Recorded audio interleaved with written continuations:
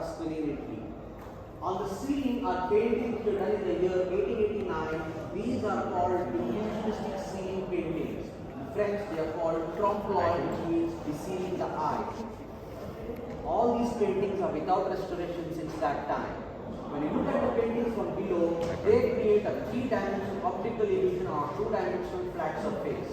A beautiful example is this painting of the eagle in the center with a cloth in its mouth. In the daytime, with enough light, from whichever corner of the same room you look at the eagle, you will always find that the eagle has an eye on you. Optical illusions also occur at the center of the inside of this painting. I'd like to highlight one such optical illusion. I request you all to please gather to this corner of the room.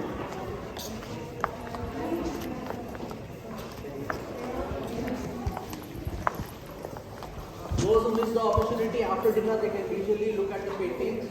Every side of the room, the center painting has an optical illusion. So I will show one such example. From the corner here, have a look at this painting in the center of the lady sitting on the rocks. From that corner, when you look, you'll notice as though the lady's vision is pointed towards the center of the room. But when you move from here to that corner and look at it again, you will find an optical illusion occurring. From here, you will find the lady in the painting looks exactly in the opposite direction. Where is she looking? All of the rooms were painted and they were restored as a large room. You see heading towards this room.